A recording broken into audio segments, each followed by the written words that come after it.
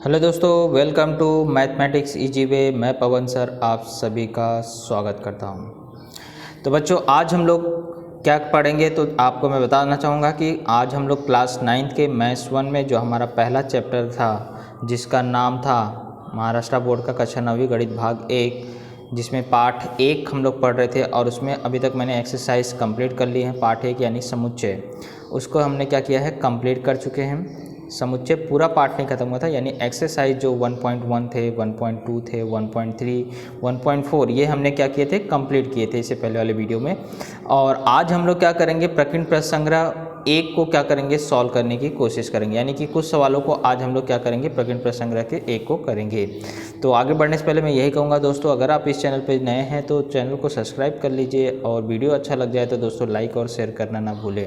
दोस्तों के साथ ज़्यादा से ज़्यादा शेयर करें, जिससे बाकी दोस्त आपके क्या कर सके, स्टडी कर सके। इस पेंडेमिक सिचुएशन में आपको लोगों की सहायता करनी चाहिए और बच्चों तक के ज्ञान पहुंच सके, इसलिए ये सारे वीडियोस बनाए जा रहे हैं। ओके, चलिए आज हम लोग स्टार्ट करेंगे प्रकीर्ण प्रश्न संग्रह 1। और प्रकीर्ण प्रश्न संग्रह 1 का आपको कुछ सवालों को आज हम लोग क्या करेंगे, सॉल्व करेंगे। तो प्रकीर्ण प्रश्न संग्रह 1 में जो पहले है वो आपको विकल्प चुन करके लिखना है। यानी कि आपके पास 4 ऑप्शन है। देखिए पेपर पैटर्न यही होता है कि आपको 4 नंबर के क्वेश्चन इसी प्रकार के आते हैं। यानी कि आपके पास क्वेश्चन रहेगा, 4 ऑप्शन रहेगा, उसमें से कौन सा ऑप्शन सही है ABCD वो आपको बताना रहता है। तो इसलिए आपको इसको बहुत अच्छे से करना चाहिए, जिससे आप 4 नंबर आसानी से स्कोर कर सकते हैं।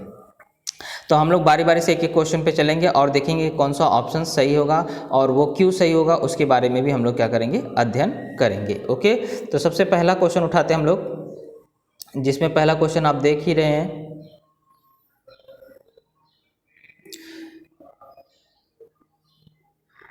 कलर को चेंज कर देता हूँ।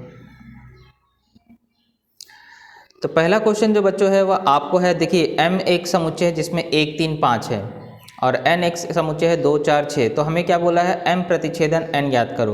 तो यहाँ पे आपको देखो उल्टा U मतलब होता है प्रतिच्छेदन। प्रतिच्छेदन मतलब होता है कि ऐसा घटक जो दोनों समुच्चय में हो। तो हमें क्या करना है, M प्रतिच्छेदन N निकालना है। M प्रतिच्छेदन N निकालना है और इसके बाद ऑप्शन को देखना है ध्यान से। तो M प्रतिच्छेदन N अगर आप निकालने जाएंगे बच्चों,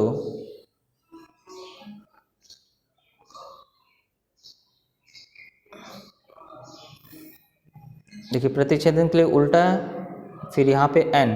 तो हमें मतलब इन दोनों में ढूंढना है कि कौन से घटक दोनों में है। प्रतिच्छेदन मतलब होता है जो घटक दोनों में है। तो 1 3 5 यहाँ है, 2 4 6 है इसमें। इसका मतलब कोई भी घटक बराबर नहीं आ रहा है और कोई घटक नहीं बराबर आता तो आप जानते हो उसको क्या बोलते हैं, रिक्त समुच्चय। और रिक्त समुच्चय को या ऐसा लिखा जाता है या तो पाई का चिन्ह बनाया जाता है। तो पाई का चिन्ह यहाँ पर आपका ऑप्शन में है, रिक्त समुच्चय खाली जगह वाला नहीं है। तो पाई आपको क्या करना है, टिक करना है। यानी कि आपका C ऑप्शन क्या है, राइट है। क्यों ये पाई आया, क्योंकि आपको मैंने बताया, देखो प्रतिच्छेदन मतलब होता है दोनों में कोई ना कोई घटक क्या होना चाहिए, समान होना चाहिए। वही घटक को लिखा जाता है प्रतिच्छेदन में। तो यहाँ आप देख रहे हैं एक में 1 3 5 है और दूसरे में 2 4 6 है। तो कोई भी संख्या उसमें समान आ नहीं रही है, इसका मतलब वो समुच्चय क्या रहेगा, खाली रहेगा।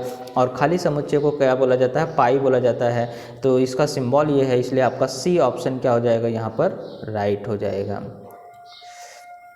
क्लियर। चलिए बढ़ते हैं अगले क्वेश्चन पे।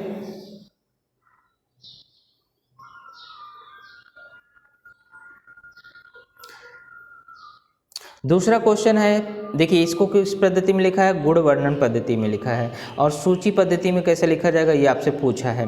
तो गुण वर्णन पद्धति और सूची पद्धति दोनों आपको बहुत अच्छी तरह से पहले वाले वीडियो में सिखाया गया है। ओके, P कैसा समुच्चय है, P X का ऐसा समुच्चय है कि X यह विषम प्राकृतिक संख्या है। देखो आपको स्ट्रेट फॉरवर्ड वहाँ बोल रहा है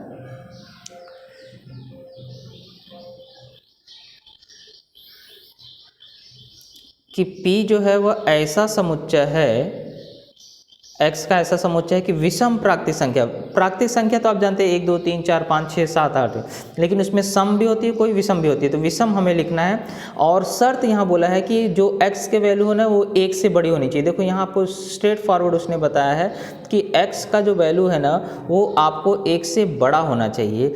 क्योंकि देखो नीचे लाइन नहीं खींचा मतलब 1 नहीं ले सकते हैं, लेकिन बोल रहा है कि 5 के बराबर या 5 से छोटा होना चाहिए। ये शर्त को आपको समझना जरूरी है। देखो 5 की तरफ बड़ा है मुँह है, यानी 5 के नीचे और उसके नीचे लाइन भी खींचा है, यानी कि 5 भी ले सकते हैं और 5 से छोटा, यानी कि आपको ऐसा विषम प्राकृतिक संख्या लिखना है जो 1 से बड़ा होना चाहिए और 5 के बराबर होना चाहिए। तो आप जानते हैं विषम मतलब जिसमें 2 का भाग नहीं जाता हो, तो कौन कौन सी होती है? 1 होता है, 3 होता है, 5 होता है। तो यहाँ पर आपको 1 लेना है ही नहीं, तो इसलिए कौन से नंबर आएंगे?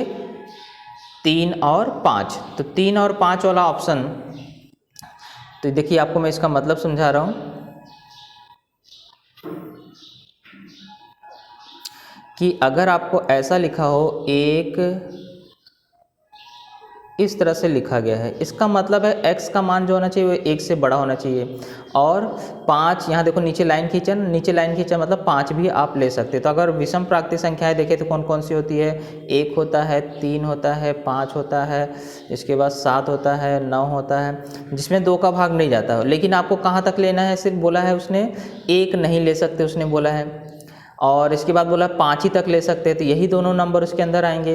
इसका मतलब है कि आपको 3 और 5 वाला ऑप्शन क्या होगा? सही होगा। तो डी ऑप्शन आपके लिए क्या है? राइट है। ओके, इतना आपको मेरे ख्याल से समझ में आ गया होगा। चलिए अब बढ़ते हैं क्वेश्चन नंबर 3 पे। क्वेश्चन नंबर फर्स्ट का 3 बोला है P एक ऐसा समुच्चय 1 2 3 4 5 से लेकर 10 तक है। किस प्रकार का समुच्चय है ये आप बताइए। रिक्त समुच्चय है क्या? ये खाली है क्या? नहीं। अनंत समुच्चय है क्या? नहीं। इसकी आखिरी संख्या पता है हमें? 10 है। सीमित समुच्चय है? यस, सीमित है, क्योंकि इसमें आपको संख्या 1 से 10 ही तक है, तो ये क्या हुआ? सीमित समुच्चय हुआ। सीधी सी बात है, रिक्त तो खाली दिख नहीं रहा है, अनंत लास्ट नंबर पता है मतलब अनंत भी नहीं है, पहला और आखिरी नंबर पता है मतलब अनंत नहीं है। सीमित समुच्चय भी है, इसलिए इसको क्या बोला जाएगा? सीमित। निर्धारित है, 1 से 10 के बीच की संख्या लेना है, तो सीमित है, इसलिए आपको ये ऑप्शन कौन सा सही होगा? सीमित समुच्चय, सी ऑप्शन क्या आपका सही है। चलिए अगला क्वेश्चन बढ़ते हैं। पहले का चौथा बोला है M यूनियन N 1 2 3 4 5 6 है और M की वैल्यू 1 2 4 है, तो निम्नलिखित में से N समुच्चय कौन सा होगा? जाहिर सी बात है, N समुच्चय मतलब हो गया कि आपके पास M यूनियन N दिया है, यानी कि आपके पास बहुत सारे इसमें आंसर हो सकते हैं। बहुत सारे ऑप्शन आंसर क्या हो सकते हैं जिसमें आपको ये पूरे नंबर्स आने चाहिए, मतलब दोनों को मिला दिया जाए तो पूरा 1 2 3 4 5 6 हो जाना चाहिए। तो अगर मैं M और N 1 2 3 को मिलाऊंगा तो आपको ये पूरा ऑप्शन नहीं बन रहा है, इसलिए A ऑप्शन नहीं हो सकता है। B ऑप्शन में 3 4 5 6 है, तो 1 2 3 4 5 6 सही है, ये ऑप्शन आपका क्या है? करेक्ट है। क्योंकि अगर आप C ऑप्शन लेंगे तो 2 5 6, तो इसमें आपको क्या छूट जा रहा है? 3 छूट जा रहा है, जबकि यहाँ पे 3 है। अगर D ऑप्शन लेंगे 4 5 6, तो इसमें आपको 3 छूट जा रहा है, तो इसका मतलब D भी नहीं ले सकते। तो कौन सा ऑप्शन सही आएगा? B। क्लियर? क्योंकि यूनियन बोला मतलब दोनों को मिलाइए, मतलब यहाँ जो M लिखा है और यहाँ जो ऑप्शन है, इन दोनों को मिलाने पे ये सारे घटक आने चाहिए, इसलिए आपका B ऑप्शन क्या होगा? सही होगा। पांचवा देखिए क्या बोल रहा है कि P उप समुच्चय है M का, मतलब P के सारे घटक किस में है? M में है।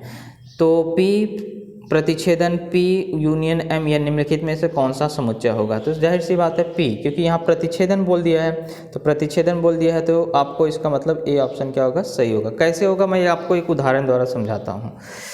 कोई भी मान लीजिए P उप समुच्चय M का, यानी कि आप M में ऐसे घटक लीजिए, M में जो घटक लेंगे 1 2 3 4 5 मान लीजिए, और मैं P जो ले रहा हूँ क्योंकि इसका उप समुच्चय मतलब इसके सारे घटक उसके अंदर है, तो मैं 2 3 5 ले लेता हूँ। देखो ना, P के सारे घटक किस में है? M में। अब अगर मैं P यूनियन M निकालता हूँ, P यूनियन M, तो क्या आएगा?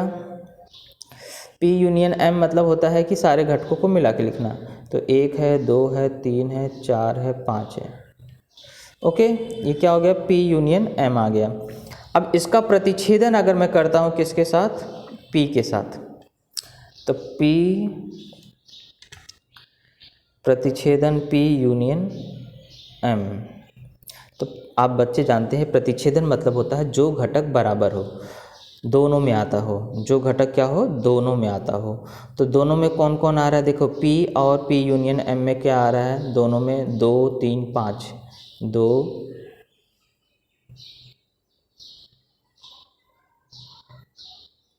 देखो 2 आ रहा है यहाँ पे, इसमें भी 2 है, 3 इधर है, 3 इधर भी है, 5 इधर है, 5 इधर भी है। तो इसका मतलब है कि यहाँ पे कौन से नंबर आएंगे, 2 आएगा, 3 आएगा और 5 आएगा। और ये 2 3 5 किस में है, P में है। इसका मतलब P ऑप्शन ही क्या होगा, इसका राइट आंसर होगा। क्लियर। चलिए यहाँ तक आपको समझ में आ गया होगा। अब चलते हैं अगले क्वेश्चन की तरफ। तो छठवां क्वेश्चन जो है वो बच्चों आपको इस तरह से दिया गया है, निम्नलिखित में से कौन सा समुच्चय रिक्त समुच्चय है। आपको देखो संख्याओं में शब्दों में लिखा गया, उसे आप समुच्चय के रूप में बदलेंगे तो आपको पहचानना है कि कौन सा समुच्चय इसका राइट आंसर होगा। रिक्त समुच्चय है ढूंढना है। तो समांतर रेखाओं के प्रतिच्छेदन बिंदुओं का समुच्चय, आप जानते हैं जब दो रेखाएं समांतर रेखाएं एक दूसरे को प्रतिच्छेदित करती ही नहीं, क्योंकि समांतर रेखा मतलब जो एक दूसरे को प्रतिच्छेदित ना करती हो, तो वही दोनों रेखाएं एक दूसरे के क्या होंगी, इनका प्रतिच्छेदन हो नहीं सकता, यानी कि यही ऑप्शन आपका क्या है, राइट है। समआभाज्य संख्याओं का समुच्चय, तो इसमें आप जानते हैं 2 आ जाएगा, तो ये रिक्त नहीं हुआ। 30 से कम दिन वाले अंग्रेजी महीने में फरवरी आ जाएगा, तो इसमें भी एक घटक आ रहा है, यानी ये भी खाली नहीं है। तो P ऐसा समुच्चय है कि P आपको पूर्णांक संख्या है, और देखो और -1 और 1 के बीच में है, तो इसमें कौन सा नंबर आ जाता है, 0। तो ये सब में देखिए एक एक घटक आ रहा है, लेकिन जो पहला वाला है दोनों समांतर रेखाएं, तो दोनों समांतर रेखाओं वाला ऑप्शन आप जानते हैं बच्चों कि जब दो समांतर रेखाएं होती हैं तो एक दूसरे को कभी प्रतिच्छेदित करती नहीं है। देखिए जैसे मैंने ये रेखा खींचा, ये रेखा खींचा, क्या इन दोनों में कोई घटक बार आ रहा है, क्या प्रतिच्छेदन बिंदु बोल रहा है, तो प्रतिच्छेदित करती नहीं, इसका मतलब ये क्या होगा, खाली रहेगा। इसलिए आपको ए ऑप्शन क्या होगा, राइट होगा। ओके।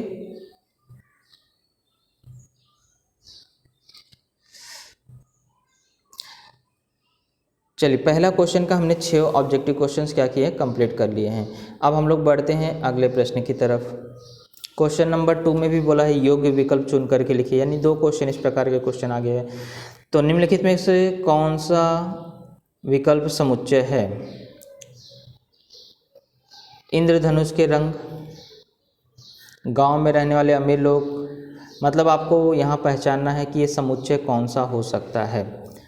अब आपको मैंने बताया था समुच्चय की पहचान करने के लिए, पहला लेक्चर मेरा वही था, समुच्चय की पहचान, यानी कि जो समुच्चय ऐसा हो कि वह पूरी रूप से अचूक हो और उसमें सही ढंग से सभी घटक क्या हो आपको बताया जा सके, और सभी के द्वारा वह अगर समुच्चय तैयार किया जाए तो यूनिक होना चाहिए।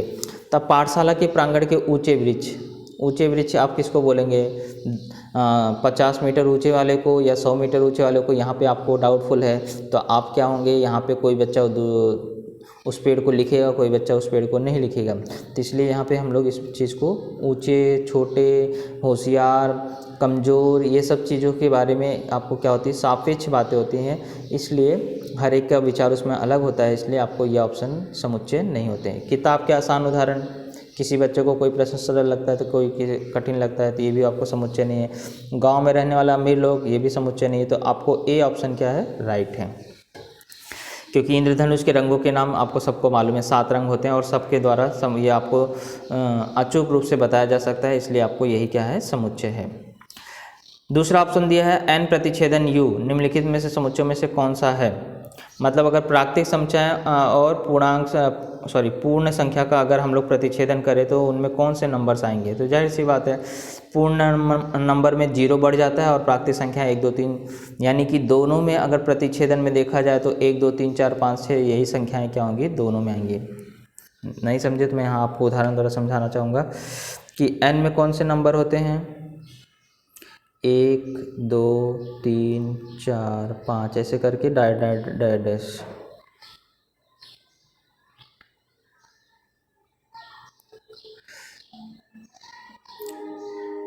है मतलब आगे नंबर इस तरह से बढ़ता जाता है।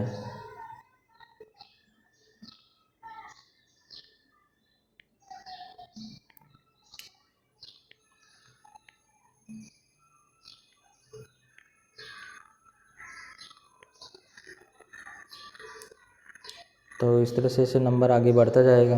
ये n हो गया। इसके बाद अगर w की बात करें तो w में क्या होगा, 0 से बढ़ जाता है 1 2 3 4, इस तरह से आपको लिखते जाएंगे। तो आप देख रहे हैं कि इनका अगर प्रतिच्छेदन बोले तो ये सारे के सारे नंबर, ये नंबर्स इसमें भी आएंगे, ये नंबर्स इसमें भी आएंगे। तो इसका मतलब है कि 1 2 3 4 5 इसमें भी रहेगा, 1 2 3 4 5 इसमें भी रहेगा, सिर्फ 0 नहीं रहेगा। इसका मतलब इन दोनों का प्रतिच्छेदन क्या हुआ, एक प्राकृतिक संख्या का समुच्चय ही होगा। इसलिए ए ऑप्शन आपका क्या होगा, सही होगा। क्लियर।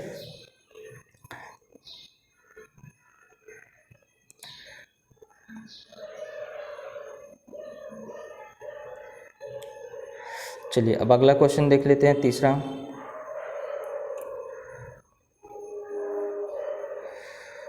बोल रहा है कि पी एक्स एस, एक्स का ऐसा समुच्चय कि एक्स या इंडियन शब्द के अक्षर हैं। तो पी समुच्चय सूची पद्धति अनुसार लो। और इंडियन में कौन कौन से लेटर आ रहे हैं जल्दी से देख के बता दो, वही रहेगा। देखो उसमें आई है, एन है, डी का उपयोग किया गया, फिर से आई आया तो दो बार कोई घटक लिख नहीं सकते, ए है, बस यही अक्षरों का उपयोग करके इंडियन लिखा है। तो आपको ये ऑप्शन किस में दिखाई दे रहा है, I and D A, B option में दिखाई दे रहा है। इसलिए बी ऑप्शन आपका क्या हो जाएगा, सही हो जाएगा। कोई भी घटक दो बार नहीं लिख सकते, इसलिए देखो इसमें दो बार लिखा है यानी ये नहीं आएगा, इसमें आई नहीं लिखा है यानी कि ये नहीं हो सकता है, इसमें ए नहीं लिखा है यानी कि ये नहीं हो सकता। तो बी ऑप्शन आपका क्या होगा, सही होगा। क्लियर।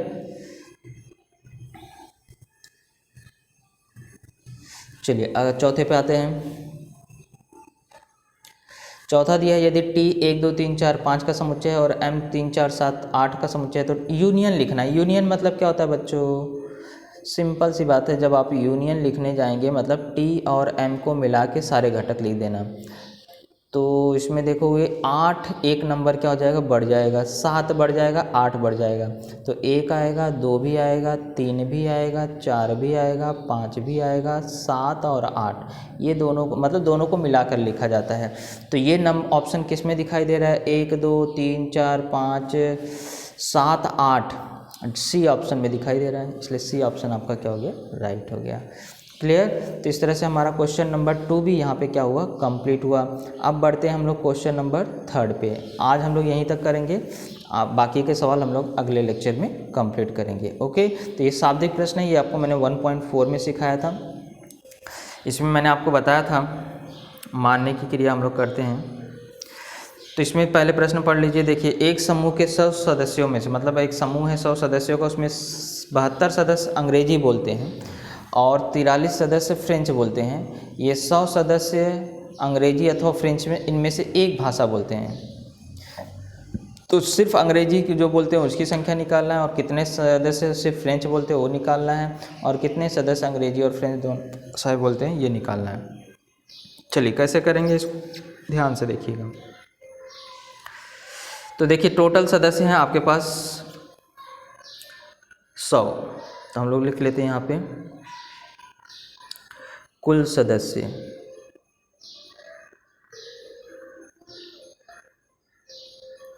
कुल सदस्य हैं 100, और उसको हम लोग क्या करेंगे, नंबर ऑफ एस से दर्शा देंगे।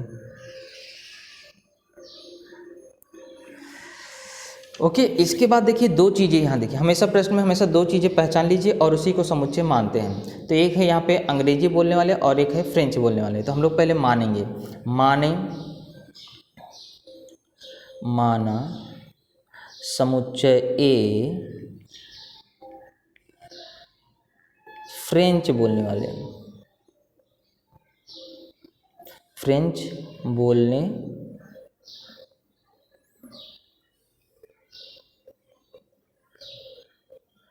वाले का समुच्चय है। तो आप प्रश्न में देख लेते हैं, समुच्चय फ्रेंच बोलने वाले कितने विद्यार्थी हैं, 43। तो नंबर ऑफ ए कितना हो गया, 43। नंबर ऑफ ए कितना हो गया, 43। ओके। अब दूसरा क्या है, अंग्रेजी बोलने वाले। तो अंग्रेजी वाले को मान लेते हैं, माना समुच्चय बी, समुच्चय बी अंग्रेजी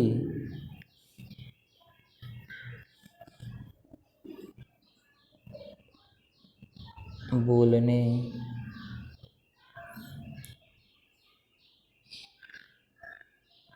वालों का समुच्चय है।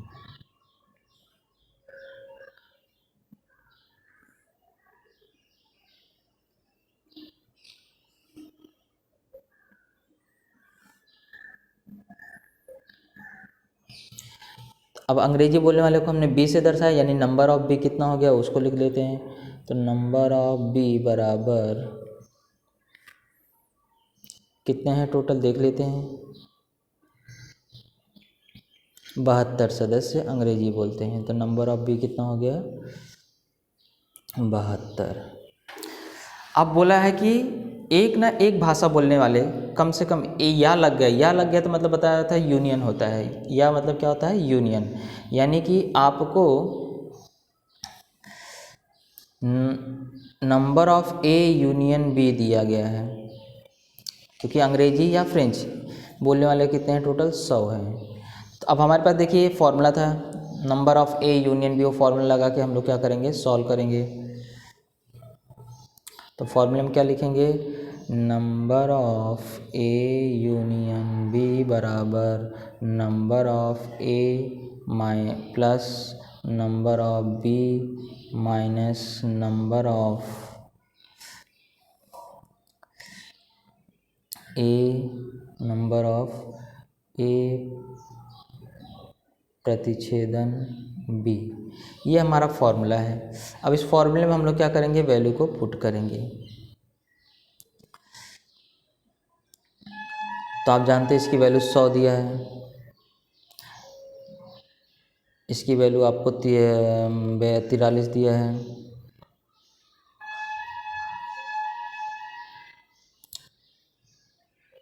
तो यहाँ पे 43 प्लस 72 माइनस ये आपको ज्ञात करना है। अब ये माइनस में इसको इधर लेके आइए और 100 को इधर लेके आ जाइए। तो ये नंबर ऑफ ए प्रतिच्छेदन बी बराबर क्या हो जाएगा, ये हो गया 115 माइनस 100 इधर आया तो माइनस हो जाएगा, तो 15। ये 15 क्या आया, 15 ये आया है कि अंग्रेजी और फ्रेंच दोनों बोलने वाले लोग कितने हैं 15 हैं। दोनों भाषा बोलते हैं, ये अंग्रेजी भी बोलते हैं और फ्रेंच भी भाषा बोलते हैं। तो ये होता है प्रतिच्छेदन का मतलब दोनों में जो होता है। तो इसलिए हम लोग यहाँ पे क्या लिख देंगे कि अंग्रेजी तथा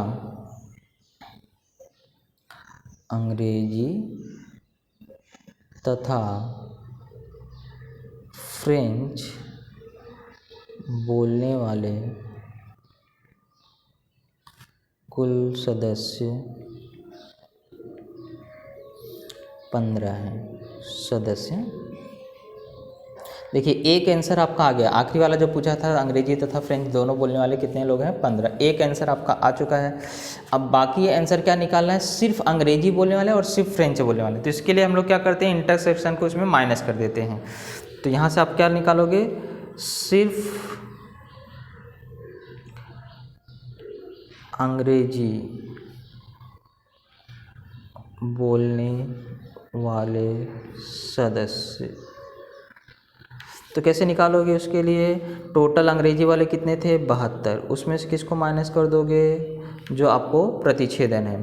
तो 72 माइनस 15, तो 12 में से 5 गया 7, 6 में से 1 गया 5, 57 लोग हैं क्या सिर्फ अंग्रेजी बोलने वाले।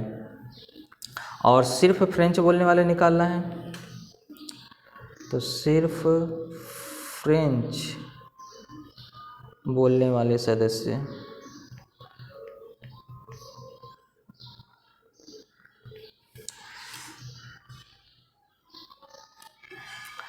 तो उसके लिए आप फिर से क्या करोगे, फ्रेंच बोलने वाले कितने थे टोटल 43, उस मतलब उसमें से कुछ लोग वो भी बोलते थे और संख्या भी बताया गया। तो 43 में से क्या करोगे 15 माइनस कर दोगे, तो आपको 13 में से 5 गया 8, 3 में से 1 गया 2, 28 लोग हैं जो सिर्फ फ्रेंच बोलते हैं। इस तरह से आपके तीनों आंसर क्या हो गए ज्ञात हो गए हैं, आप देख सकते हैं।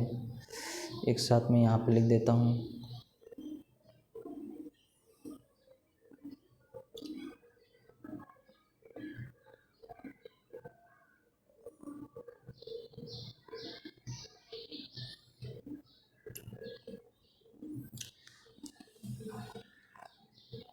तो यहाँ से आप क्या कर सकते हैं, कॉपी कर सकते हैं। ये आपको क्लियर नहीं दिख रहा होगा, धीरे धीरे आप क्या कर सकते हैं, इसको मैं आपको वीडियो के माध्यम से इसको बड़ा करके इस तरह से दिखा देता हूँ, आप आसानी से इसको ऐसा लिख लीजिएगा।